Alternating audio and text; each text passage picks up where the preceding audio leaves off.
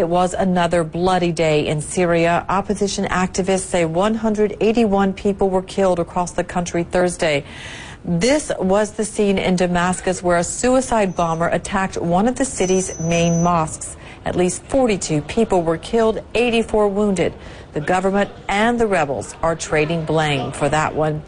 Among the dead, a top Sunni cleric, Mohammed Saeed Ramadan Abouti, was hated among rebels for his support of the al-Assad government.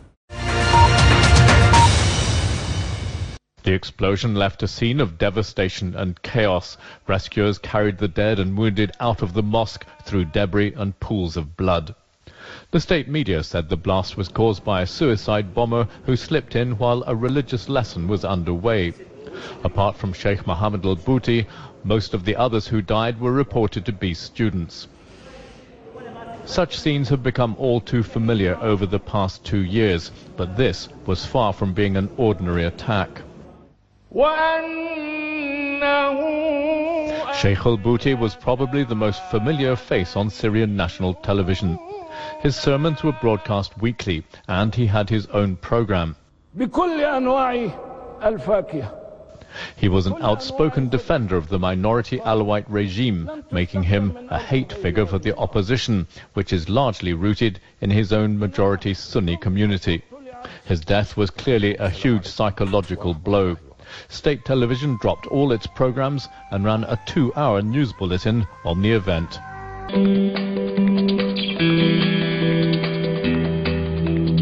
The blast happened on the day the UN agreed to launch a probe into alleged chemical weapons attacks. I would like to announce that I have decided to conduct a United Nations investigation on the possible use of chemical weapons in Syria. My senior advisors are working on the modalities in close consultation with the relevant bodies. Rebel fighters and the Syrian government have been involved in tit-for-tat accusations over the use of chemical weapons. The Syrian UN ambassador had asked Ban to launch the probe. Washington, London and Paris had also called for an investigation.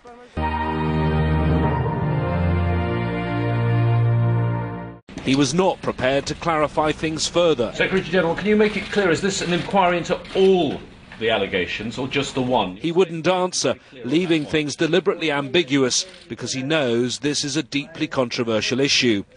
In recent days, there's been disagreement around the Security Council table. Russia says the one incident of the alleged use of chemical weapons raised by the Syrian government is all that should be investigated. Britain and France, though, have written a letter to the Secretary-General. They say there have been a number of other alleged incidents and his inquiry needs to be much more wide-ranging. In addition to the controversy around the Security Council table, just getting an investigation team to Syria will be difficult. The UN will require guarantees from both sides on security. The Syrian government has said any inquiry needs to be neutral and impartial. It may well question some of the names and nationalities of proposed team members.